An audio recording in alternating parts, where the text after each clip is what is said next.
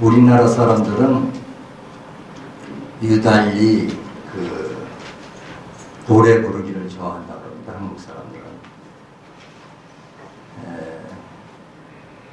사실 우리가 생각해 보면요, 한국 사람들은 다른 민족에 비해서 유달리 노래 부르기를 좋아하는 것 같습니다. 가령 누가 결혼한다고 그러면 신랑 노래 한번 불러봐라, 신부도 불러봐라, 또 둘이 같이 불러라, 또 누가 늦게 왔다 그러면 너 늦었으니까 노래 불러라. 이런 식으로 노래를 하라고 그러고 즐기는데, 그게 다른 나라에는 별로 없는 얘기예요. 또 그것이 엊그저께 생긴 우리의 습관이 아니고, 적어도 사만시대서부터 우리 민족이 유달하게 노래 부르고 춤추기를 좋아했다고 합니다. 수천 년 된 것이죠. 그걸 어떻게 아느냐면, 중국 사람들은 아주 오래전서부터 뭐를 이렇게 기록하길 좋아하는 민족이 그 중국 민족이에요. 그래서 그 갑골 시대서부터 뭘 기록해 왔지 않습니까? 그래서 적어도 사만 시대 정도에는 중국 사람들이 한국에 와서 보고, 한국 사람들이 왜 이렇게 노래 부르기 좋아하느냐, 한국 사람에는 또 독특한 음악이 있다, 이런 얘기를 이 사람들이 자기네 역사책에 써놨어요. 가장 유명한 것으로서는 진수라고 하는 사람이 쓴 삼국지라고 하는 역사책이 있죠. 소설 삼국지가 아니라 역사책으로서의 삼국지, 역사소설의 삼국지. 거기에 의지의 동의전을 보면 그런 얘기가 나와요. 그리고 그때서부터 이미 한반도 남쪽에는 고유한 현악기가 있더라, 그런 얘기가 나와요. 그래서 보통 지금 한국 음악 사학자들은 그 사만시대에서부터 있던 현악기가 중국의 영향을 좀 받아가지고 만들어진 것이, 완성된 것이 가야금이 아니겠는가, 그렇게 생각하는 것이 통설입니다. 그리고 실제로 가야금이라고 하는 것이 만들어진 것은 삼국사기, 김부식이가 쓴 삼국사기에 보면은 신라 진흥왕 때의 대가야국의 마지막 임금이었던 가시왕이 중국의 쟁이라고 하는 대륙 밑에다가 싸운다고 하는 쟁자, 전쟁이라는 쟁자 쓴자인데, 그 쟁이라는 악기를 보고 그것을 변화시켜가지고, 우리에 맞게끔 변화시켜가지고 가야금을 처음으로 만들었다. 그랬더니 그 우룩이라고 하는 사람이 그 시대에 유명한 음악가였었는데, 그 가야금을 위해서 작곡을 했다.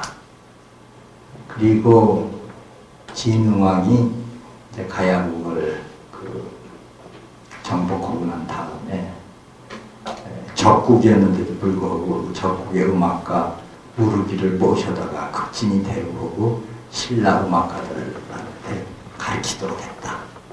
그래서 이것이 가야금이 신라에 널리 퍼지고, 그래가지고 그 후에 쭉 전승대 내려올 것이다, 이렇게 김부식이 삼국사기에 적혀 있는데, 김부식이의 그 삼국사기에서 신라 진흥왕 때 이제 가야금이 만들어진 것인데, 결과적으로요.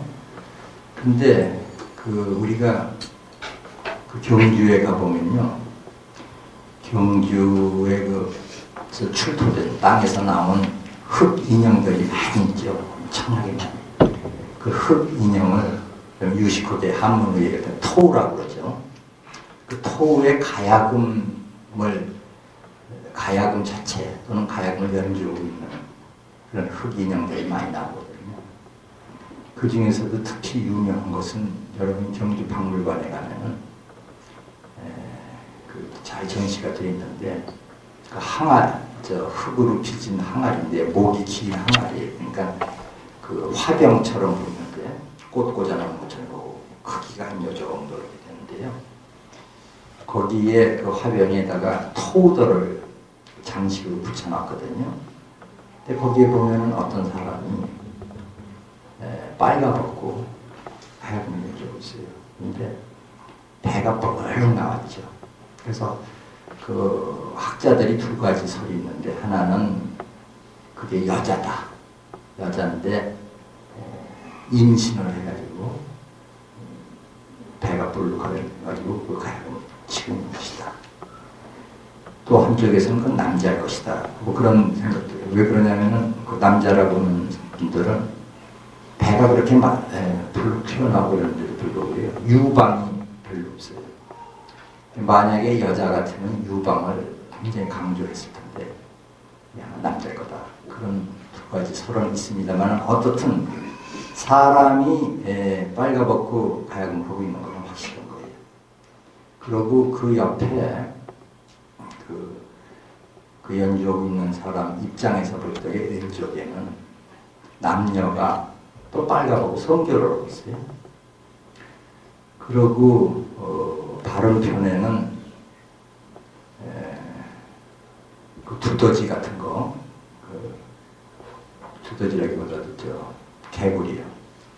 맹꽁 같은 거. 개구리가 이렇게 벽을 타고서 위로 올라가고 있는데 그 발뒤꿈치를 물으려고 뱀이 쫓아가고 있는 그런 그 토도 있고. 근데 그것은 뭐냐면은 그 항아리에는 그 씨앗을 담아두는 항아리고, 봄에 그걸 뿌려가지고 농사를 짓는 건데, 풍년이 오게 해달라, 풍요가 오게 해달라고 그러한 그 신에 대한 기도하는 마음으로 그런 것을 조각을 해놓은 것이다. 그래서 거기서 가야금을 타고 있는 거라는 것은 신에게 바치는 하나의 음악이고, 또 이 성교하는 모습 같은 거는 다 풍요롭게 해달라, 뭘 많이 생산하게 해달라, 그런 종교적인 그런 의도가 있을 것이다. 그렇게 얘기하는데, 어떻든 그런 토가 만들어진 게 진흥왕 시대 이전이거든요. 진흥왕 시대 이전에 벌써 가야금 조각이 나온다는 말이죠. 그리고 그 후에 또 한 두어 군데서 가야금의 전신 같은 그 현악기의 그 유물이, 나무로 된 유물도 발견되고 그랬죠. 그래서 삼한시대서부터 있던 우리나라의 고유한 현악기가 점점 발달해가지고 진흥왕 그 가시왕 그 무렵에 현재와 같은 가야금이 완성된 게 아니냐, 그런 식으로 추측하는 것이 그 일반적인 겁니다. 그리고 그 예전에는 가야금이라고 그러지 않고 그 가야꼬라고 했어요. 조선시대까지도 시조를 보면은 가야금이라고 나오지 않고 가야꼬라고 나오거든요. 그리고 여러분이 또 아시는 검은고 있잖아요. 그것도 고 아닙니까? 검은고, 가야고, 전부 고라는 말이기 때문에, 고라고 하는 말이 우리나라 고대 현악기를 고라고 했을 것이다. 현악기를 부르는 우리 고유한 그 명칭이 고다. 거기 그것에 해당하는 한문이 금이다. 그래서 가야금이라고도 그러고 가야꼬라고 그러고, 현금이라고도 그러고 거물연자 현금, 그 검은고라고도 그러고. 그래서 고라고 하는 것이고, 고라고 하는 말은 뭔가 신성한 것과 통할 것이다. 종교적인 것이 있을 것이다. 근데 일본에서는 현악기를 고도라고 부르거든요. 고도. 그래서 일본에서 고도라고 하는, 일본에서는 모든 현악기를 고도라고 불러요. 무슨 고도, 무슨 고도. 뭐 야마도 고도니 무슨 그냥 고도니, 이렇게 하여튼 고도라는 말을 부르는데, 그 고도라는 말이 결국은 한국의 고라고 하는 말에서 갔을 것이다. 그런 것이 추측을 하고 그럽니다. 그래서 어떻든 우리나라 민족이 아주 고대서부터 노래 부르고 춤추기 좋아하고 음악을 발전시켜 내려온 우리 고유한 음악을 향유해온 그런 민족인데, 그래서 여러분이 지금도 그렇게 노래 부르기를 좋아하는 거예요. 음악 들으시길 좋아하고. 근데 여러분한테 제가 먼저 질문을 드리겠어요. 그게 뭐냐면은, 우리가 그렇게 즐기는 노래라고 하는 것이 무엇을 노래가 무엇이냐에 대해서 여러분이 뭐라고 답변을 하실 수 있겠어요? 노래는 이런 거다. 이건 뭐 맞고 틀릴 게 없으니까 여러분이 생각나시는 대로 노래가 뭐다라고 누가 한번 얘기해 보시죠. 네. 음성을 통해서 자기 안에 있는 마음을 표시하는 거라고 생각합니다. 소리를 내면서. 음성을 통해서 자기 마음속에 있는 것을 표출하는 것이다. 네. 또 다른 분 없습니까? 다른 식으로 말씀하실 분 없어요? 말에다가 소리와 리듬을 붙인 게 말에다 소리와 리듬을 붙인 것이다. 네. 또 하나만 더 받아볼까요? 다른 사람들과 같이 공유하면서 같은 소리를 내기에는 노래만 한 게 없지 않을까 싶습니다. 그래서 만들어지지 않았을까 싶습니다. 그러니까 노래가 뭐냐? 같은 소리를 내기 위한 하나의 도구가 아닐까 싶습니다. 다른 사람하고 같은 소리를 내기 위한 도구다. 그게 노래다. 네. 노는 가락 준말 아닙니까? 네? 노는 가락 준말 아닙니까? 노는 가락? 제가 잘 못 알아들었는데. 노는. 네, 네. 노는 가락 맞춰서 노는 가락이다. 네. 네. 여러분이 말씀하신 거에 다 일리가 있어요. 일리인데, 다만 여러분이 말씀하신 것이 일리는 있지만 확실치가 않아요. 내용이. 가령 자기 마음속에 있는 것을 음성으로 나타내는 것이다. 표출하는 것이다. 그러면은 말도 그렇지 않습니까? 자기 마음속에 있는 것을, 또는 우리가 웃는다든가 운다든가 하는 것도 마음속에 있는 것을 표출하는 거 아니에요? 소리로, 목소리로. 그러니까 불분명하지, 맞죠? 또 남하고 같은 소리를 내기 위한 것이다. 노래는 혼자 부를 수 있어요. 아무도 없는 것을. 그렇죠? 근데 그것도 좀 불분명한 점이 있죠. 또 소리와 가락에 맞춰서 노는 가락이다. 이렇게 말씀도 하시고 그랬는데, 거기서는 그 가락이 뭐냐가 문제가 돼요. 가락이 뭐냐는 문제는 노래가 뭐냐는 것보다는 더 어려워요. 그렇죠? 그래서 마치 사람이 뭐냐, 그러니까 사람은 인간이다. 인간은 뭐냐, 인간은 휴먼 빙이다. 그럼 점점 더 어려워져요. 그러니까 무엇을 우리가 설명을 하려면은 그 질문한 내용보다 더 쉬운 말로 설명해야 설명인 거예요. 더 어려운 말로 설명이 아니에요. 그런 걸 다 아는 사람 같으면 노래가 뭐냐는 질문을 해당치 하지 않죠. 그래서 제가 어린아이 같은 아주 순박한 답변을 한번 해보면은, 말을 길게 빼는 거다. 네. 그래서 어린아이들 보면은 너 어디니? 그러면 이게 말이에요. 그런데 애들은 어떻게 하냐면 너 어디니? 그래요. 그럼 대답은 여기, 그러면 대답일 텐데 여기 이런단 말이에요. 그러면은 그게 오페라가 시작을 하는 거예요.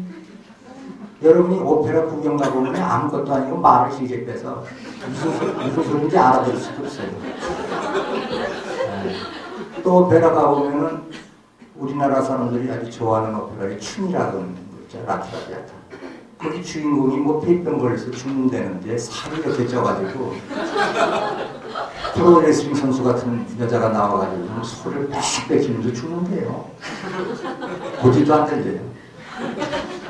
그래요. 그런데 말을 길게 빼는데 애들은 말을 길게, 어른은 그런 사람이, 어른이 그러면 아마 저 사람 미치지 않았냐 그래서 자기 친구 부를 적에 너 어디니 이러면 미친놈이라고 그래요. 그 왜 미친놈이라고 그러냐면은 소용없는 짓을 하는데 소용없는 짓. 자, 그런데 제가 또 질문 하나 드리면요, 늙은 거고 젊은 거고의 차이가 어디가 있습니까? 늙은이의 특징은 뭐고 젊은이의 특징은 뭐고 다른 점이 뭡니까? 그것도 얘기를 해보세요. 생각나시면 돼요. 뭐가 늙은 거고 뭐가 젊은 건가? 어떤 사람이 얼마나 늙었는지 젊은지 알려면은 구청에서 뭐 호적 듣는 거 떠들어봐야 아는 거는 곤란하겠죠. 나이 노인의 특색이 뭔 것 같아요? 반대로 젊음의 특징은 뭔가? 노인에 대해서 생각나시는 거 없어요? 활기차다. 네. 이상이 많다. 용기가 있다. 용기가 있다. 활기차다. 젊은 사람은 활기차고 이상이 많고 용기가 있다. 그렇게 나왔는데 제가 더 확실하게 말씀을 드리죠. 젊을수록 유연하고 노인일수록 뻣뻣해요. 어린아이들, 깐난 어린애인들 보면요, 전부 발가락이 이마에 가서 딱딱 닿아요. 근데 여러분 오늘 저녁에 집에 가서 발가락을 이마에다 붙여보세요. 잘 안 닿으실 거예요. 가지고 나이 먹을수록 뻣뻣해져가지고 완전 무결하게 뻣뻣해진 거 보고 죽었다고. 1mm도 못 움직이는 거. 그게 죽은 거예요. 젊을수록 부드러워요. 유연한데 육체만 그런 게 아니에요. 정신도 그래요. 정신도 그래가지고 정신이 뻣뻣해진 사람이, 늙은 사람이 유연한 사람을 보면요, 쓸데없는 짓 하는 걸 보는 거예요. 가령 여러분이 아침에 일어나가지고 유리창문을 딱 열고 보니까 눈이 밤새도록 내려가지고 온 세계까지 막 은빛이다. 그러면 아이들은 야그 소리로 바깥으로 뛰어나가지고 뭐 눈사람 만들고 눈 집어던지고 그러는데 나이 먹은 사람이 보면 아무 소용없는 짓이야. 그럼 왜 그래요? 왜? 한심스러워요. 한심스러워요. 뿐만이 아니라 한심스러울 정도가 아니라 눈 온 것을 보면요, 걱정부터 해요. 오늘 어디를 가야 될 텐데 이거 어떻게 가며 또 가다가 삐끗해가지고 나가 떨어진다. 이거 큰일이고, 또 그러지 않는다고 하더라도 나중에 저 눈을 누가 치느냐. 죽을 지경이에요. 눈 없다는 것이 아무 소용도 없는 것이고 걱정스럽기만 해요. 근데 어릴수록 반갑고 뛰어요. 그래서 저게 쓸데없는 짓을 그렇게 하는데 실제로 쓸데없는 짓이죠. 그런다고 해서 돈이 쏟아집니까? 명예가 쏟아집니까? 아무짝에 소용없는 건데, 소용없는 짓 하는 놈은요, 한 10년쯤 있다가 보면 엄청난 발전을 해요, 얘는. 근데 소용없다고 눈살 짚은 사람은 10년 후에 보면은 현상 유지만 하고 잘한 거예요. 쪼그라들어요. 점점 말도 다 잊어버리고 이 지경입니다. 그래서 쓸데없는 짓 한다는 것이 굉장히 중요한 거예요. 네. 사실은 발가락을 이마에다 대는 것도 쓸데없는 짓이에요. 왜 그걸 해요? 근데 이게 굉장히 중요한 거예요. 그래서 말을 길게 빼는 것이 쓸데없는 짓인데 그게 그렇게 의미심장한 데가 있는 거예요.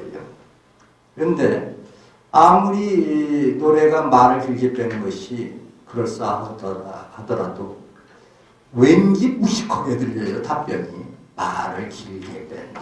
그게 뭐야 도대체 무식하게. 근데 무식한 것을 유식하게 만드는 방법은요 간단해요. 한문으로 쓰면 돼요. 네. 자, 영어는 그러면은 상당히 괜찮게 들려요. 유식하고. 그런데 이 앞에다 청구란 말을 붙여보세요. 청구.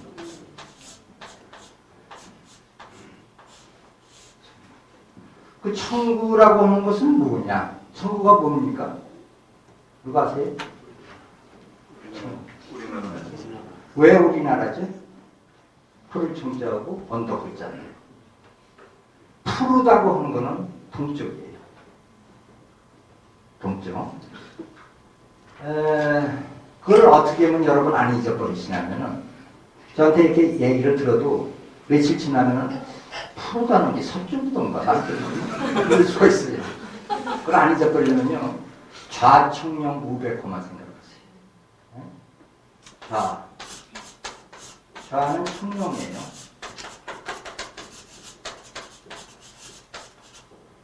좌청룡. 우는 백호예요.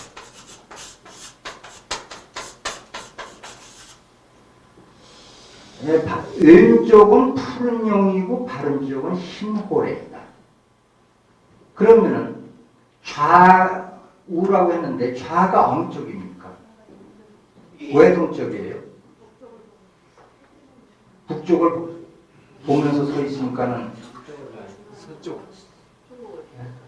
중국을 쳐다봐요. 우리가 항상 앉거나 쓸 적에는 어떤 방향을 향해서 쓰면 되느냐면요. 여러분이 그 텔레비 같은 데서도 임금이 앉을 적에 보면요. 반드시 남쪽을 향해서 앉아요. 임금이. 여러분이 경복궁이나 창덕궁 같은 데 가보면은 임금이 앉는 자리를 보세요. 반드시 남쪽으로 있죠. 남쪽을 향하는 거. 왜 남쪽을 향하는가? 간단해요. 태양이 남쪽에 있잖아요. 태양을 향해서 쓰는 것이 북쪽을 향해서 쓰는 게 아니에요. 그러면 남쪽을 향해서 섰을 적에 왼쪽이 어디입니까? 동쪽이죠. 그렇게 따지는 거예요. 그래서 남쪽을 향했을 적에 왼쪽은 동쪽이고 서쪽은 다른 쪽이 되는 거예요. 그래서 좌는 동쪽, 동쪽은 푸른 용이고 우는 흰 호랑이. 그래서 서방의 빛깔은 흰색이에요. 동방의 빛깔은 파란색이에요. 남쪽의 색깔은 뭡니까? 남쪽. 빨강, 주작이라고 그러죠. 북쪽은 현무, 검정색이에요. 검정, 현무라고 하는 것은 일종의 상징적인 동물인데, 그래서 동서남북의 그 색깔이 되는데, 그러면 우리나라에서 그 동양에서 가장 중요한 5색 중에서 노란색은 어디 있겠습니까? 노란색이 가운데예요. 근데 보통 서양에서는 동서남북만 생각하는데 동양에서는 중간을 생각해요. 그게 옳죠, 사실은. 그래서 이 중국의 청자는 황제는 반드시 노란색입니다. 자기가 중심이다 봐요. 그래서 청구라 그러면은 동방에 있는 언덕. 그거야말로 중국을 표준으로 해서 봐요. 중국의 동쪽에 있는 언덕이 한국이에요. 즉 청구는 한국이고 영가는 노래다.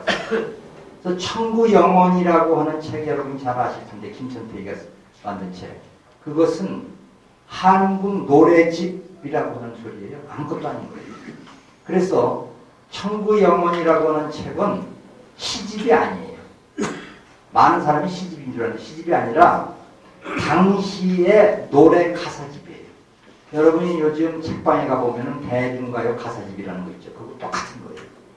이게 노래의 가사를 잊어버리지 않게 모아놓은 것이지 시를 모아놓은 책이 아니에요. 그리고 김천택이 자신이 노래 부르는 사람이지 그 가객이라고 해요. 가객이에요. 유명한 가객이었어요. 자, 김천태기의 청구영원이라고 하는 그 노래 가사집에는 실린 모든 시는 전부 시조예요. 시조라는 말은 모르는 사람은 시조라고 그러니까 시가 무슨 요즘 우리가 얘기하는 시인이라고 하면 그 시인 줄 아는데 그게 아니라 때 시자입니다. 때라고 앞에 아무것도 안 붙이고 그냥 때 그러면은 내가 살고 있는 때예요. 아무 말도 안 붙이고 앞에다 수식을 안 붙이고 아버지 그러면 내 아버지예요. 우리 아버지. 때 그러면 내가 살고 있는 때죠. 당연히. 그때의 노래. 김천태기가 살고 있을 때 그때의 노래예요. 영어로 얘기하면 콘템퍼러리라는 말이죠. 현재 내가 있는 소리. 그런데 그래서 이 천구 영혼 속에 실려 있는 모든 가사가 전부 시조 형식으로 되어 있는 건데 이 시조를 그 당시 사람들은 뭘 불렀냐면은 노래를 가곡이라는 스타일을 불렀어요. 이건 노래의 한 종류예요. 가곡. 그래서 김천태기가 바로 이 가곡을 하는 사람이었어요. 그래서 천구영원이라고 하는 책을 펴보면요. 가곡의 노래 순서로 시가 쭉 배열이 되어 있어요. 노래. 그 음악에 따라가지고 곡조에 따라서 시가 쭉 배치가 되어 있어요. 그건 조금 어려운 얘기이기 때문에 그 정도로 하는데 한 가지 이왕 가곡이란 말이 나왔으니까 여러분한테 말씀드리면 가곡이라는 말에 뭐가 있냐면은 슈베르트 가곡이라는 말이 있어요. 슈베르트. 또 홍남파의 가곡, 윤희상의 가곡, 현재명의 가곡 그런 거 있죠? 그 말하고 이 우리 전통적으로 사용하는 가곡이라는 말하고는 아무 관계가 없는 거예요. 전혀 다른 거예요. 서양 음악에서 얘기하는 가곡이라는 말은 일본의 명치 유신 시절에 독일의 리트라고 하는 말, L-I-E-D, 슈베르트의 리트라고 하죠. 그 독일의 노래 형식이 이제 리트인데 그것을 한문으로 번역하다가 보니까 일본 사람들이 우연히 가곡이라고 번역한 거예요. 한국 음악하고 아무 관계도 없이. 그러나 우리나라에는 옛날부터 선비들이 부르던 가곡이라는 노래의 하나의 그 덩어리, 장르가 있었단 말이죠. 그룹이 있었어요. 그것의 가사집이 천구영원이에요.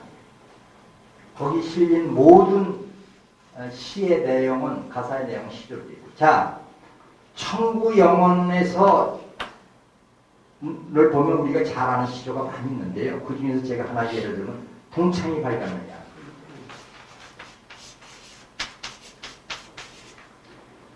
동창이 밝았느냐, 노고지리 우지진다. 노고지리가 뭐죠? 종달새. 종달새가 우는구나. 소치는 아이는 상기 아니려느냐. 상기가 뭐죠? 아직도, 소리죠. 상기 아니려, 아직도 아니려느냐. 재 넘어. 재라고 하는 것은 산 넘어, 언덕 넘어. 사래 긴 밭을, 사래가 뭐예요? 밭고랑. 밭고랑은 사래라고. 사래가 긴 밭을 언제 가려 하느냐, 언제 가려고 아직도 아니려느냐, 이러는데, 그 시를 쓴 사람이 마음이 고약한 사람이에요. 왜냐? 자기가 가름질 거 아니에요. 왜 남 보고 뭐 일어났느냐, 안 일어났느냐, 언제 가려 하느냐만. 지가 가름질 거 아니에요. 고약한 사람이에요. 그런데, 이 동창이라고 하는 말을 길게 제가 빼야겠어요. 세 바퀴를 빼야겠어요. 동창 하면 시조가 시작되고 노래가 시작되고 말을 길게 빼니까 그래가지고 이를 밑으로 내려가지고 두 박을 꼭 전박하면 다섯 박이 되죠. 동창이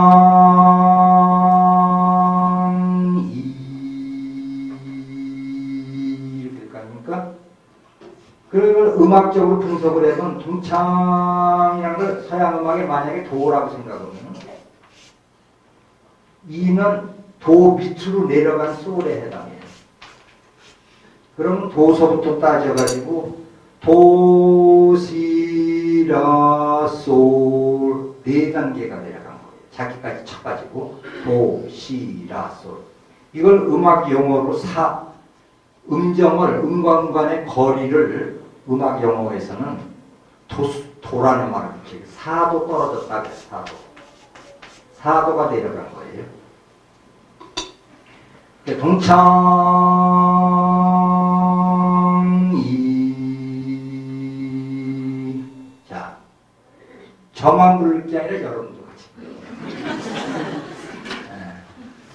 근데 같이 부르는데 이 시조인데 이 시조를 부를 적에 제일 먼저 막 염두에 두실 것은 뭐냐면은 잘 부르려고 하는 마음을 버려라는 거예요. 왜 그러냐면 남보다 내가 노래를 잘하려고 하는 마음은 사악한 마음이에요. 지가 뭐 잘났다고 나보다 잘났다. 그 마음부터 버려야 돼요.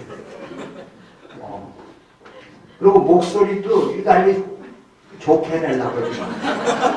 그냥 자기 평상시에 자기 목소리 그대로. 한번 해보세요. 시작. 동창이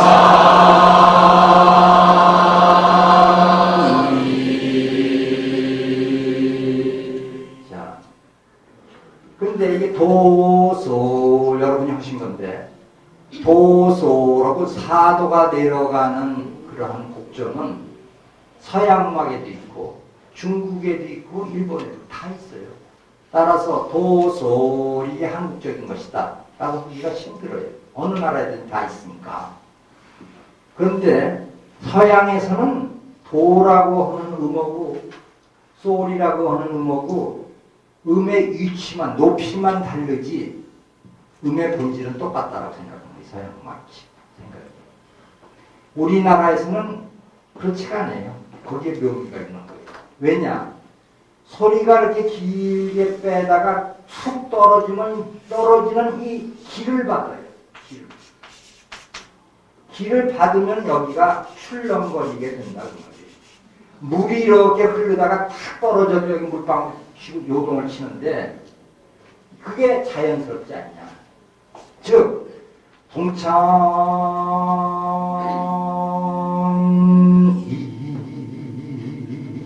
떨려야 돼요. 이름하고 이름은 같은 게 아니야.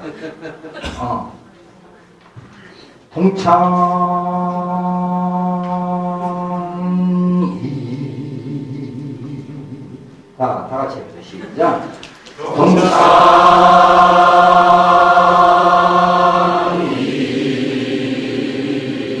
잘 안 떨리죠? 그럴 적에 툭툭발을 내요. 자, 그러면 여기서 이렇게 가다가 떨어져서 이게 출렁출렁 하는데 아직 해결이 안 난 데가 있어요. 해결이 안 난 건 뭐냐면은 이렇게 음이 계속 오다가 툭 갑자기 떨어진다. 내가 이렇게 걸어갈 때 땅이 툭 꺼지면은 낙상해, 불쾌해요. 그래서 떨어질 적에는 떨어지는 준비를 해서 떨어지는 것이지 그냥 이러다가 털컥 떨어지는 것은 좋지 않다. 그래가지고 준비를 떨어지기 직전, 즉 셋째 박자에 서는데 준비라고 하는 게 뭐냐? 준비라고 하는 거는 뭘 보고 준비라고 하냐면요. 반대 방향으로 가는 걸 보고 준비라고 하는 거예요. 제가 이 백목을 저쪽에다 던지려고 마음을 먹을 적에 준비 그러면 저쪽과 반대들이 이렇게 나가는 거예요.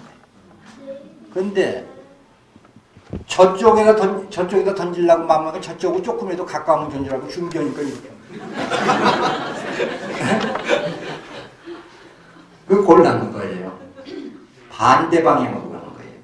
따라서 여기 보니까는 총각들도 많이 와 계신 것 같은데 어떤 여자가 자기를 자꾸 피하고 자기한테 도망가려고 그러는 걸 느끼면 자기한테 올라는 준비. 그러니까 그건 안심해도 되는 거야. 준비를 못해요. 그래서 반대 방향으로 가는 게 그게 준비다. 따라서 여기가 올라가야 돼요. 올라갔다 이렇게 떨어져. 그러면은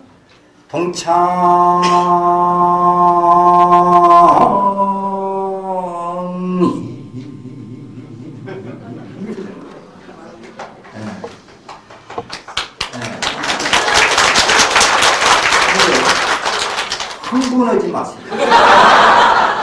마음을 가라앉히라. 동창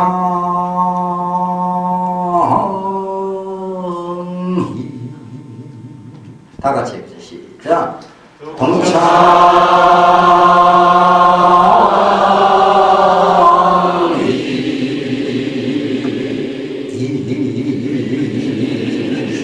자, 그런데 이렇게 하다가 보면은 뭐냐? 서양에서는 이 도 소리가 쫙 하나 있고, 그 다음에 송 소리가 하나 딱 있고, 그러면 그거는 자를 대고 볼펜으로 선을 긋는 식이에요. 근데 우리 음악에서 이 멜로디 라인은 붓글씨 쓰는 것 같은 거예요. 붓글씨.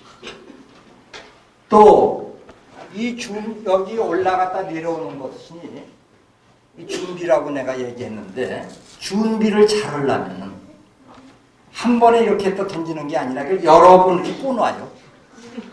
내가 머리가 좋아서 그런 게 아니라 닭도 여기 올라올 때, 요 정도 올라올 때 한 번에 숙였다가 탁 올라오죠. 근데 저녁에 높은 횟대에 올라가려면 여러 번 이렇게 꼬놔가지고선 비상으로 딱 그것도 실패해줬는데 떨어져요. 그래서 망신을 하죠. 준비를 잘해야 돼요. 그래서 동창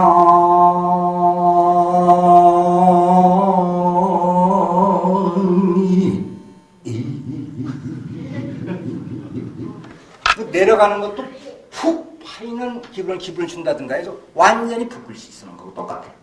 즉 여기서부터 여기 내려가는 거 하나만 몇십 년을 불러도 해결이 안 나요. 네? 왜냐? 여러분이 붓글씨를 배워보시면은 한일자 하나가 몇십 년 써도 마음에 안 들어요. 한일자 하나가. 그래서 추사라든가 한석봉이가 써놓은 한일자 보면요. 한일자 하나, 옆에 딱 한 거 하나인데, 그 기가 막혀요. 그 속에 모든 세계가 다 들어와 있어요. 그래가지고, 동창에서부터 이까지 부르는 것만 들으면은, 아, 저 사람이 수십 년 닦았구나. 기가 막히다, 선이. 그런 것을 소리에다 맛을 들리는 것이다. 그래가지고, 식임새라고 그래요. 새라고 하는 것은 모양이라 소리, 어떤 모양이라 소리고, 안짐새가 뭐 어떻다, 온맹새가 어떻다. 새, 식임이라는 것은 삭히는 그 새, 꼴이 기가 막히다, 식임새가. 그래서 저 사람 소리에는 공력이 들어가 있구나.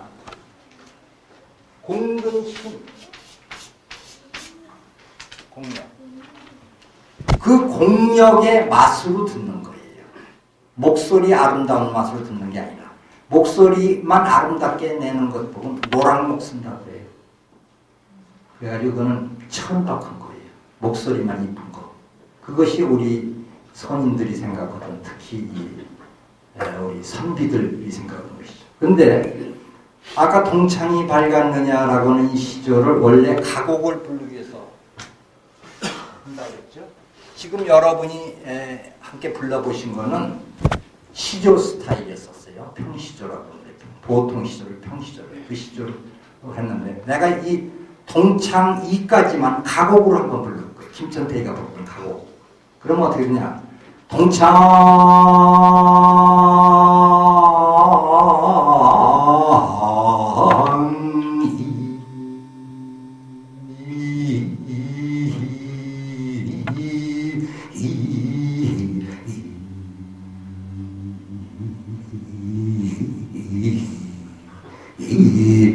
이렇게 해야 이가 돼요.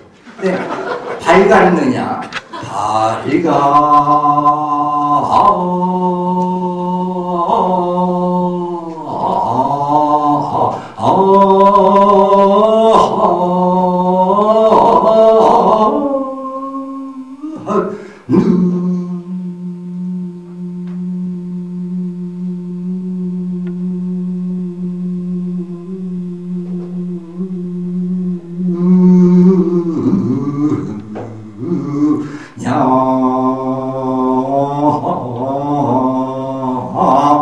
그래야 밝았느냐.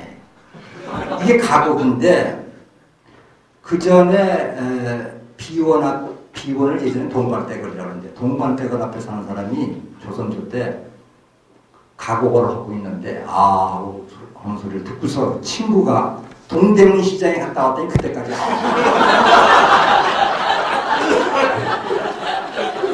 그래서 모르는 사람은 국악은 왜 이렇게 느리냐 답답하고 지루하다고 그러죠. 느릴수록 스릴과 서스펜스가 있어요. 기가 막힌 게 느려야 그 맹한 식임새가 다 나오는 거예요. 그게 어려운 거예요.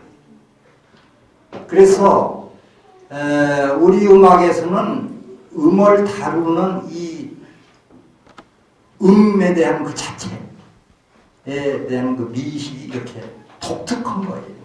그래서 그 선이 그렇게 미묘할 수가 없고 거기에 어떤 생명감이 넘치죠.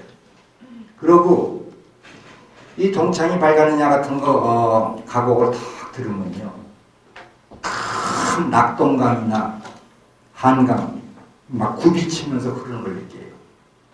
전체 우주를 끌어안는 그런 큰 스케일을 느끼죠. 이런 거 듣다가 뭐 여러분들이 요즘 많이 듣는 그런 노래를 들으면요. 그 방정마다 개가 벼로 타는 소리. 그 예전에 선비들이 어떻게 그런 걸 부르겠어요. 이거 진짜 어른의 소리죠. 어른의 소리. 소리가 이거 말고서는 여러 가지 소리에 대해서 우리가 생각할 수가 있는데 시조를 제가 하나의 예를 들어서 여러분한테 설명했을 따름이에요. 서민의 소리. 실제로 예전에 그 민속적으로는요 음악이라는 말을 그냥 소리라고 해서 소리.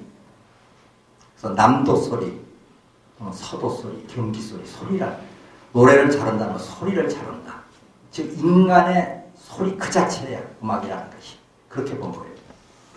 예전에 이 선비들이라든가 또는 궁이라든가 이 상층 사회에서는 음악이라고 그러지 않고 악이라고 그랬죠. 그냥.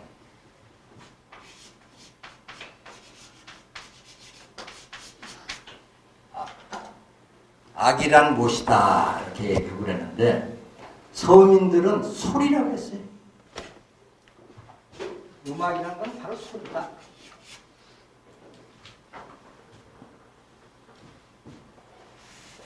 요즘 판소리가 인기가 많고 그렇죠?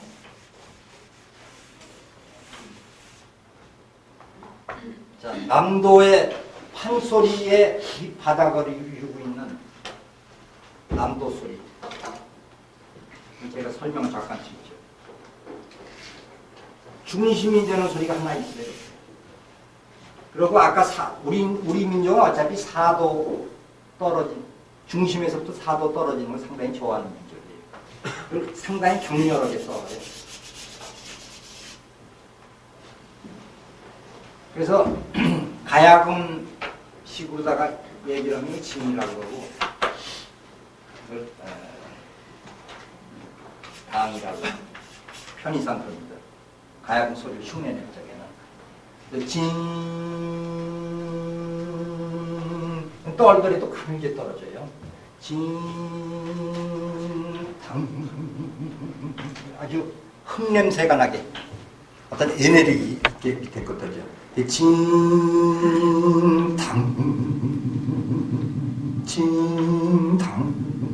이렇게 부르거든요. 잘 안 되실 거예요. 서양식으로 얘기한다면은 이것을 이 슬픔을 가져오는 것이기 때문에 서양에서는 슬픔을 나타낼 때는 대개 단조로 써요. 단음계. 그래서 이거를 라라고 보면 이게 미가 돼요. 역시 사대요. 라, 솔, 화, 미. 다도 아닙니까? 그래서 징을 서양식으로 하면 라, 미. 이 두 소리가 대립이 돼 있어요. 자, 그러면 위에 징 하는 소리하고 당 하는 소리가 두 개가 대립이 돼 있으니까 두 개가 대립했다는 것은 뭐냐? 음양이라고 볼 수가 있겠죠.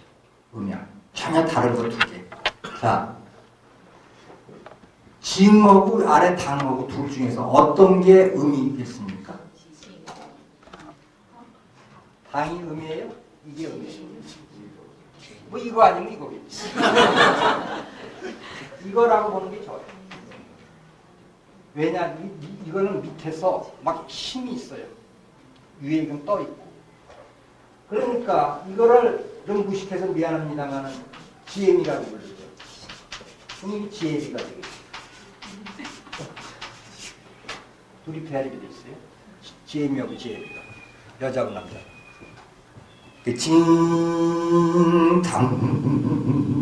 징 됐죠? 자, 이게 뭔가 약간 좀 슬퍼요. 그래서 민속적인 어떤 흙냄새가 조금 나긴 나는데 여기에서 소리 하나가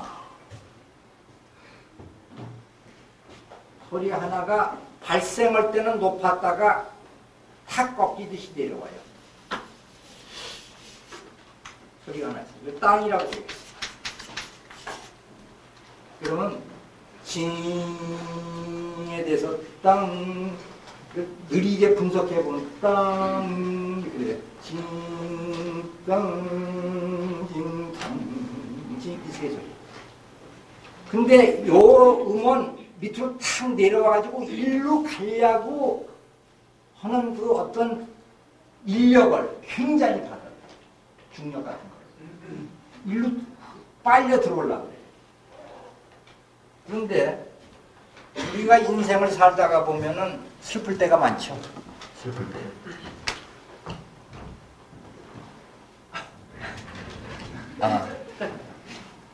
슬플 때가 많은데 슬픔이라는 게 무엇인가?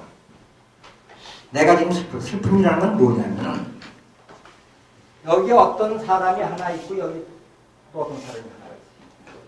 있을 때 이쪽에서 이쪽으로 가려고 하는 마음이 있고 이쪽에서 또 이쪽으로 가려고 하는 마음이 있고 인력을 받아요. 이게 슬픈 거예요. 그게 슬픈 거예요. 가령 동대문에 떡거머리 총각이 하나 산다. 근데 서대문에 더벅머리 처녀가 하나 살아. 근데 서로 관리하는 마음이 있어. 아무렇지도 않아요. 좋아요. 근데 어떤 관리하는 마음이 있다. 떡거머리 총각이 마당을 쓰는데 더벅머리 생각이 난다. 그러면은 거기서 또 쓸쓸해지고 이러워지기 시작하는 거예요. 그러면 어떻게 하느냐? 그럼 물론 핸드폰을 걸어가지고 만나요. 만나가지고서는 둘이 마주보고 앉았어요. 마주보고 앉았는데 마주보고 앉았어도 뭔가 마음이 가요. 그러면은 둘이 껴안아요. 껴안아도 딱 붙어있는데도 그래도 뭔가가 있어. 그러면 이제 그때서부터 병적으로 되는 거예요. 그래서 이태리 소설가가 20세기 초의 소설, 나누치오라고 하는 소설가 있는데 그 사람이 쓴 죽음의 승리라고 하는 그 장편 소설을 보면요. 두 애인이 병적으로 돼가지고요. 결국은 남자가 여자를 죽이는 그런 끔찍한 일이 벌어지거든요. 남녀관계뿐만 아니라 형은 신의주에 사는데 동생은 부산에 산다. 근데 둘이 서로 갈라는 마음이 없으면 아무것도 아닌 거예요. 땅징탕징 이렇게 되거든요. 그러면 이게 뭔가? 이게 이제 서양에서는 나다는 시인데 이거는 지 새끼가 되겠지. 그래가지고 지 새끼하고 지 애미는 딱 붙어 스킨십이 있어요. 딱 붙어 다녀가지고 애미가 광으로 가면 광으로 가고 장독대로 가면 장독대로 가고 보구로 가면 보구로 가고 우물가로 가면 우물로 가고 그러고 돌아다니는 거예요. 그러고 지 애미는 뚝 떨어져 있어요. 그런데 진짜 슬픈 거는 뭐가 슬픈 거냐? 이거 자체가 일로 가려고 하는 허약한 존재인데도 불구하고 그 다음은 이렇게 나와가지고 아예 붙어버려요, 얘가. 이렇게 나가다가.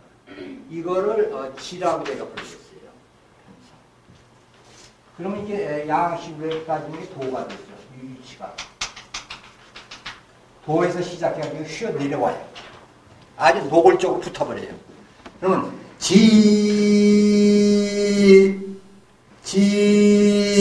밑에가 이 붙어요.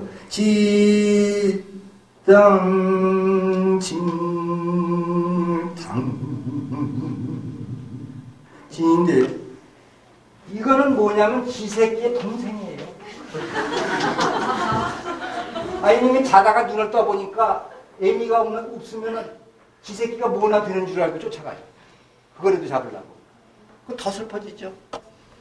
최루탄을 거기서 터뜨리는 거예요. 그래서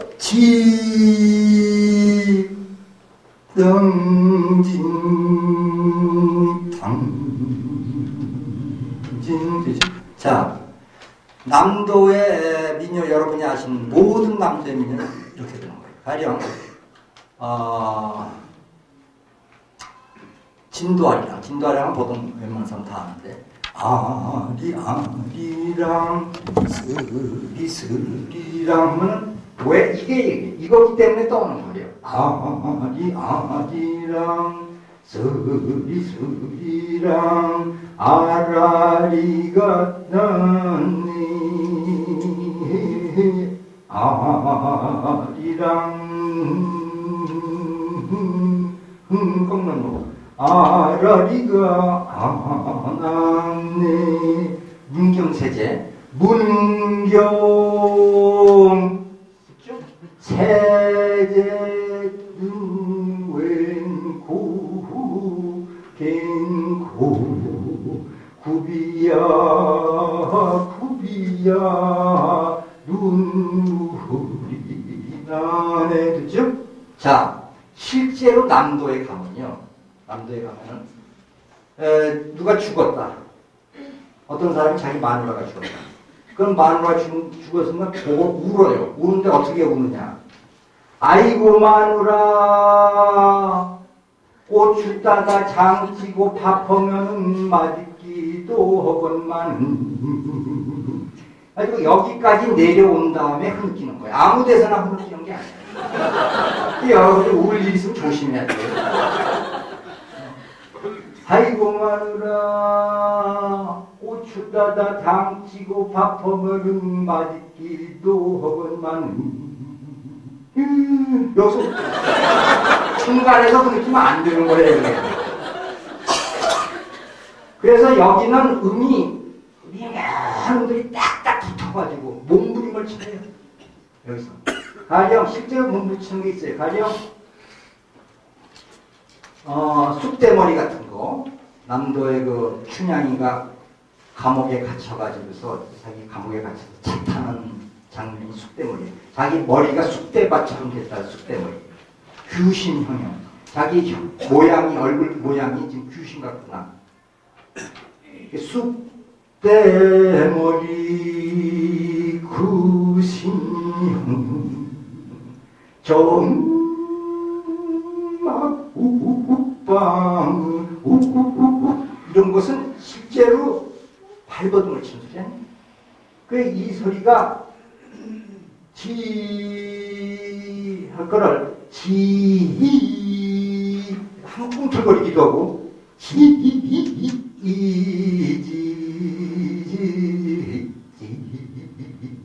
이렇게 나와요. 그래서 가령 어떤 서민이 말이에요. 어떤 서민이 무허가 주택에서 살고 있는데 시에서 나와서 집을 헐어요. 집을 헐어가지고 눈 멀뚱멀뚱인데 집이 없어져 나갔는데 별 심어놓지만 그래도 그 마당에 앉아서 통곡이라도 하는 건 지혜이냐. 지혜에게는 창피하다고 읍내로 가가지고 다방에 앉아서 어떤 여자하고 시시덕거리고 앉았어요. 그러면 지 새끼라든가 지 동생은 자기 어머니 치마만 손에 잡고 있으면 그게 천국이에요. 집이 없어지거나 전혀 그것이 없거나 상관할 필요가 없는 거예요. 그래서 여기는 딱 붙어서 지내는 거예요. 그래서 이게 우리 그 서민들의 그 생활상을 그대로 반영하는 의미예요. 그 여기에 뭐가 있냐? 한이설에 있는 거예요. 한이설에 있어요. 그 다음에요. 아까 내가 우리 음악의 그 시간에 대해서 또 말씀을 드렸다고 그랬는데,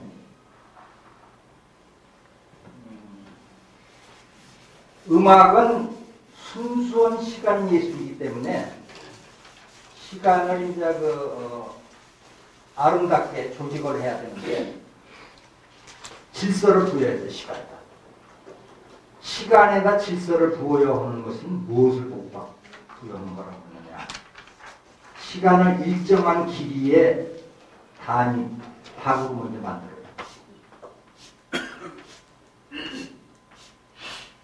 여러분이 아마 사시는데 제일 없어서 곤란한 건 시계일 거예요.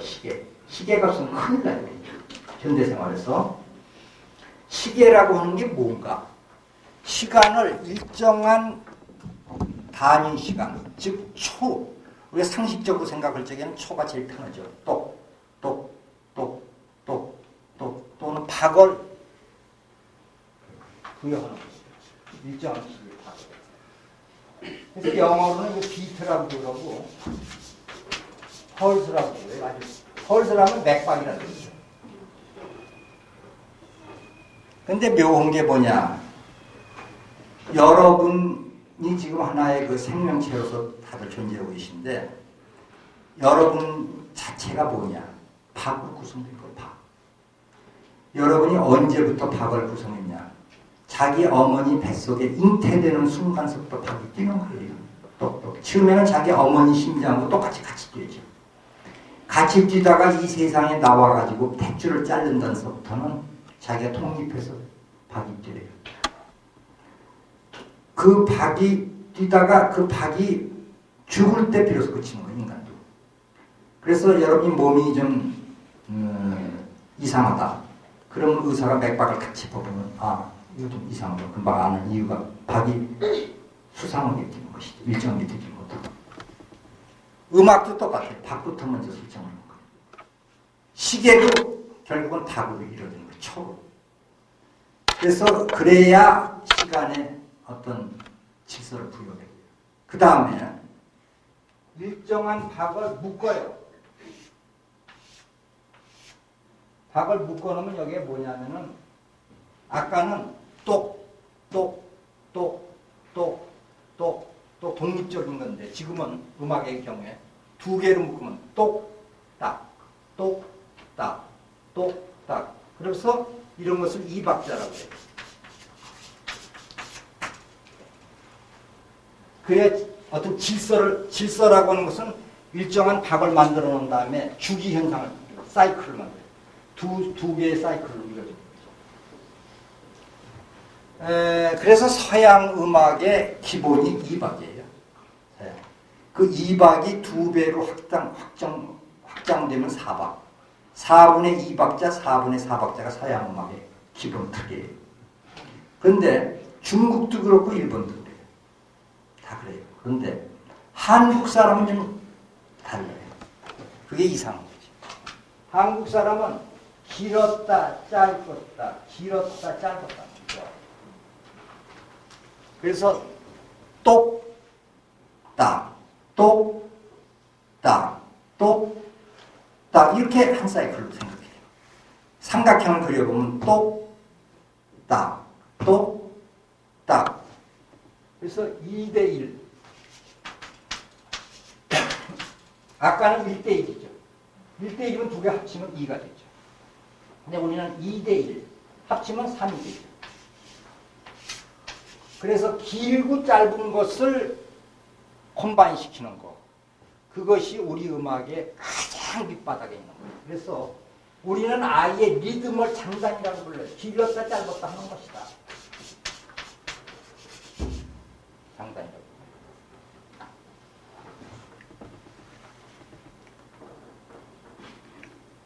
불러요. 길었다 짧았다 하는 것을 우리나라 사람이 얼마나 좋아하느냐면은 음악 교육을 전혀 받아본 일이 없는 사람이에요. 음악이라는 게 뭔지도 모르는 사람이 사과하고 배를 손수레에다 싣고서 골목마다 돌아다니면서 사라고 일찍적이 보면은요. 자기 자신도 모르게 자기 목소리, 자기가 외치는 소리가 아름답게 하려고 하게 되어 있어요. 사람이라는 게 같은 값이면 아름답게. 이왕이면 원숭이한테 춤을 가르칠 적에 온돌방에다가 원숭이를 넣어놓고서 밑에 불을 뜨겁기 때문에 원숭이가 파닥파닥 뛰어요. 그럴 적에 옆에서 강렬한 리듬이 분명 음악을 틀어주면 이왕 뛰어야 되니까 혼자 맞춰. 자기는 어차피 뛰어야 되니까. 어차피 뛰어야 되니까 거기에 맞춰서 이렇게 원숭이가 뛰기 좋은 그 박을 틀어주거든요. 뛰다 보면은 재밌거든 원숭이가. 뜨거 죽겠지만 뭔가 재밌어. 그러면 그 다음에는 방에다 불을 안 떼고 음악만 틀어도 원숭이가 뛰게 돼요. 거기에 맞춰서 뛰어요. 그래가지고 가르치는 건데 그거와 마찬가지로 어차피 자기가 소리 지를 바에는 아름답게 하거든요. 그러면 사과하고 배를 소리 지르라고 소리 지르는 걸 보면요. 사과 배 저도 모르게 그래. 저도 모르게.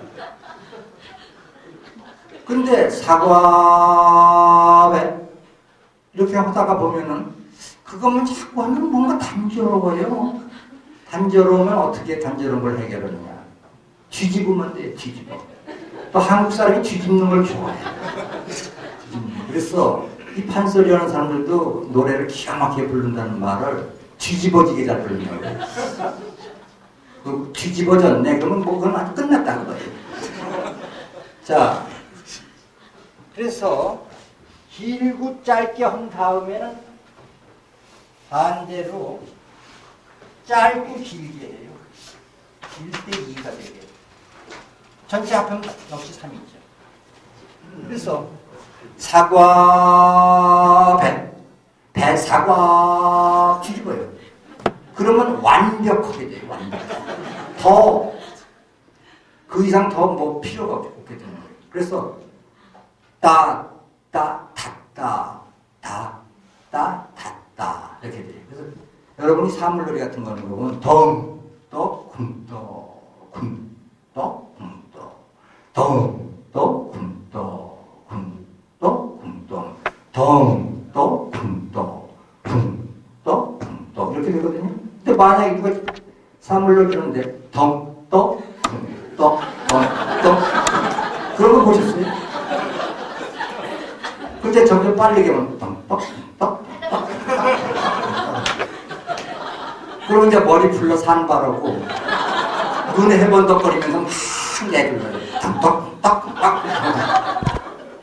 그런 걸 보고 뭐라고 그러냐면 난세지음이라고 그러는 거예요. 세상을 어지럽히는 소리.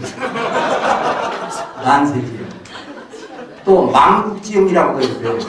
나라를 망하자면 그 다른 거 2개, 전혀 다른 거 2개를 한 데다가 묶는다. 이게 의미심장. 왜 그러냐면은 여러분한테 또 질문을 제가 하나 드리면요.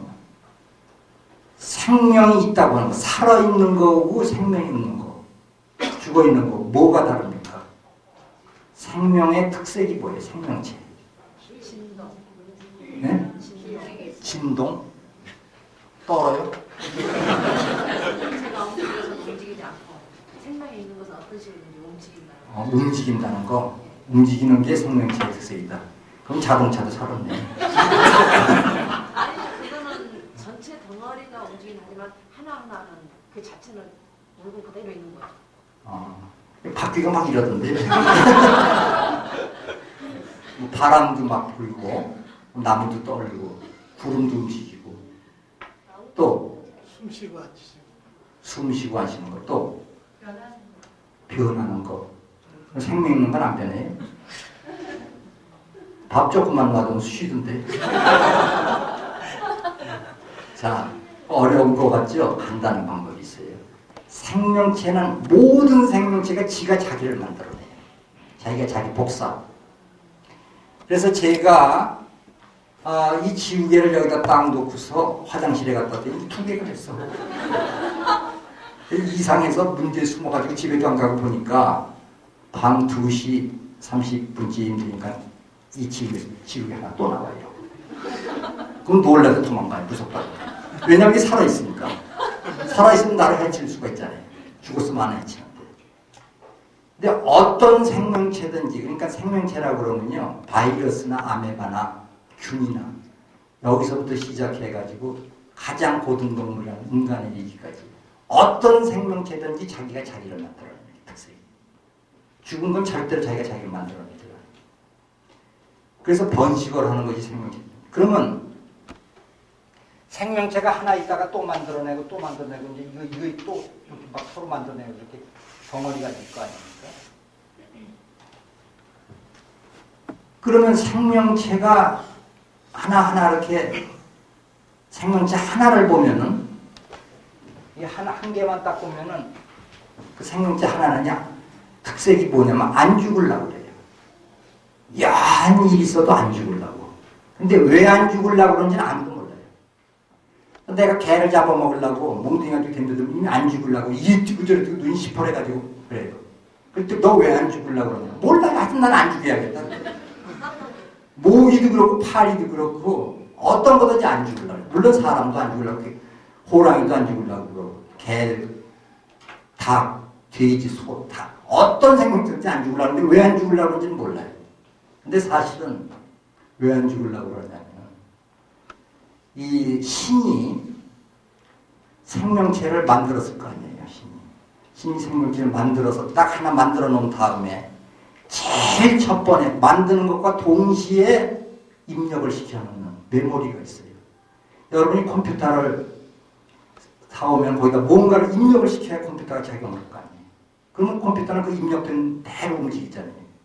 생명체를 만들고 제일 첫 번에 입력시키는 것이 안 죽으려고 하는 거예요. 안 죽으려고 하는 그 메모리부터 집어내요.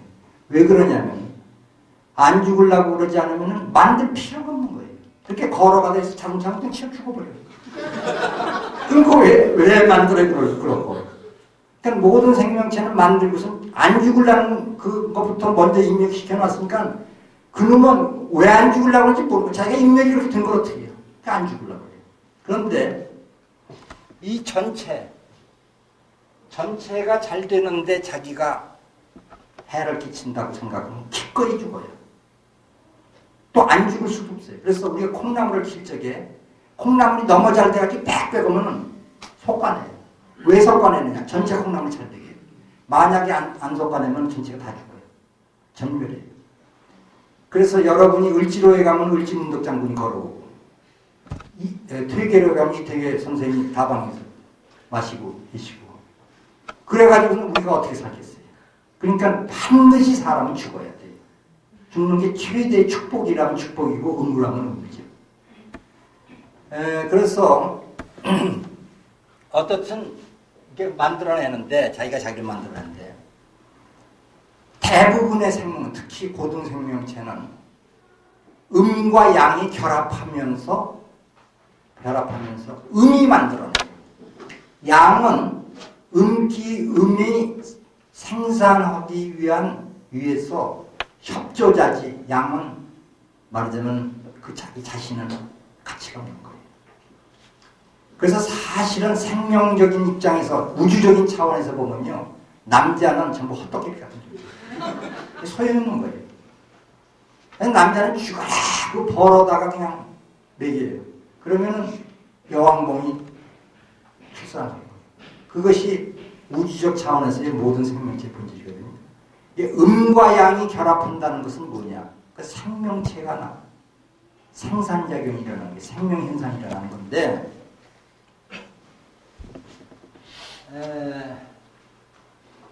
그래서 다른 거 두 개라는 것이 음과 양. 인구가 뭐 70억이나 된다고 해도 아무리 인구가 많아도 여자 아니면 남자예요. 그런데 우리나라에서는 이 리듬, 장단을 표시하는 가장 대표적인 악기가 장구예요. 장구인데 장구의 왼쪽은 손바닥을 치는데 이런 기호로 나타내거든요. 그리고 바른 손은 채로 쳐요.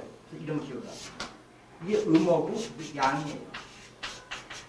이거를 입으로 흉내낼 때는 이거 궁이라고 그러고 이거 떡이라고 해요. 그래가지고 모든 우리나라의 장단은 제일 첫 번 시작은 두 개가 합친 것부터 시작해요. 두 개가 합치면은 이것은 음의 기운이에요. 합치는 거. 그러면 여기서 양이 나와요. 양에서 음이 나오고 음에서 양이 나와요. 그리고 여기 제일 첫 번은 길고 그 다음에 짧고 그 다음에 짧고 긴 거 이거를 적용을 시키면은 합친 거 보면 똥이라고 해요. 그래서 다시 그리면은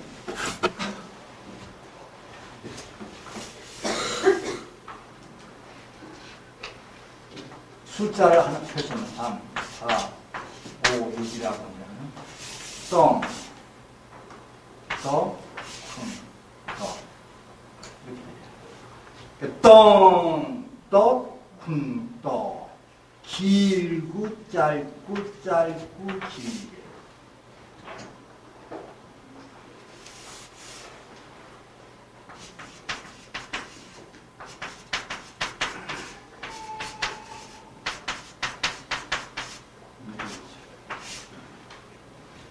똥, 또, 또. 다시 똥, 또, 또. 그래서 여기 한 주기를 장단이라고 그러는 거예요. 그래서 우리가 어느 장단에 춤춰야 되는지 모르겠다는 말을 듣는 거예요. 그러니까 이걸 느리게 하면은 똥, 또, 떠르르르. 이 뒷거는 이렇게 할 수도 있고 떨을 수도 있어요. 왜냐하면 이것도 음이고 이것도 음인데 이것과는 다르죠. 따라서 같은 양이라도 주면 떨어질 수가 있어요. 그럼 같은 양이지만 달라서 다양해지는 거예요. 똥, 또, 떠르르르. 다시 똥,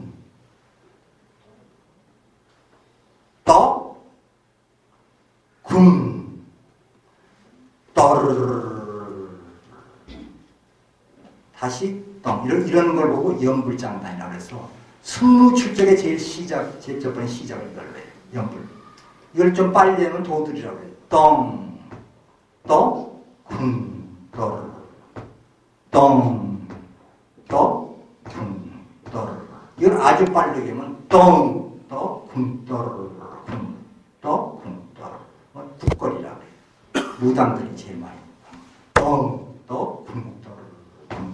또, 떠르르. 똥, 또, 떠르르. 이걸 아주 빨리 하면 똥, 또, 똥, 또, 똥,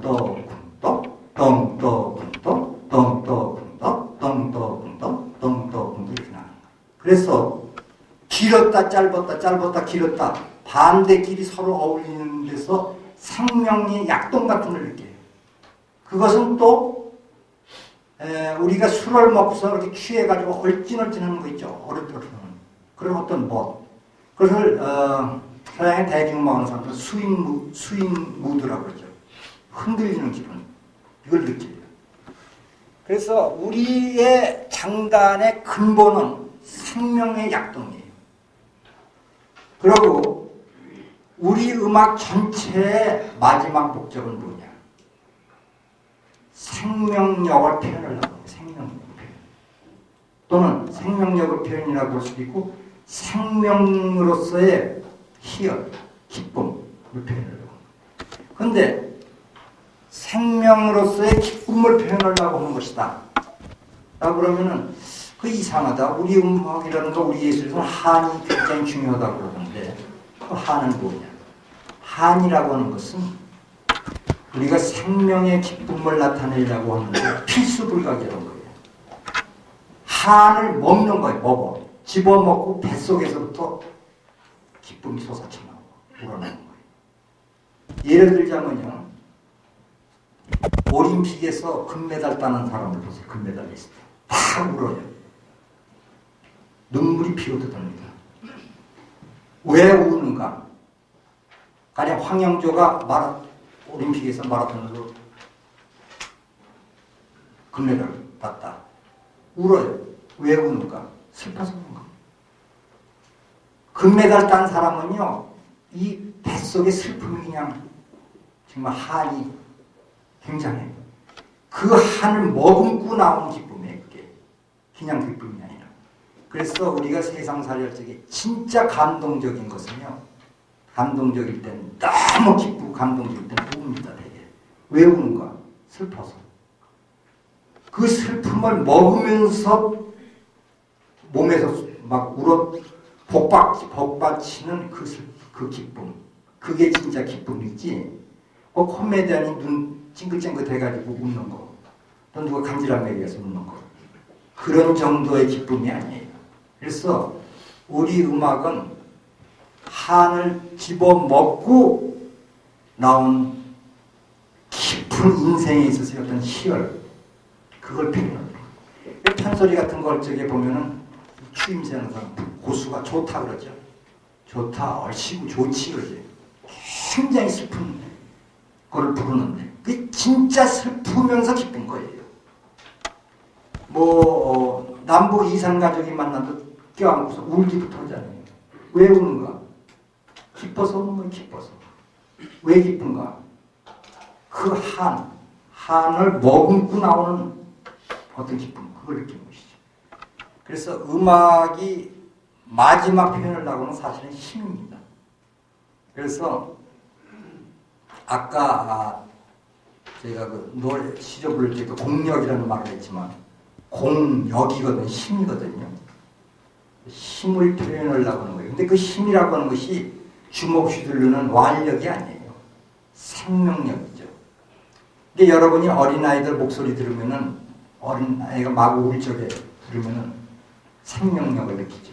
또 아침에 풀잎에 매달려 있는 하나의 물방, 이슬방, 그걸 딱 보면 부르면 그냥 날아갈 것 같지만 그러면서도 거기 어떤 힘을 느끼잖아요. 꽃봉오리, 그러한 생명력, 평화적인 그 힘을 나타내려고 하는 것이 우리 음악의 근본적인 목적이라고 생각되는 거예요. 그러면 정확하게 8시 반이 됐는데 여러분이 어떤 질문 있으면 받겠습니다.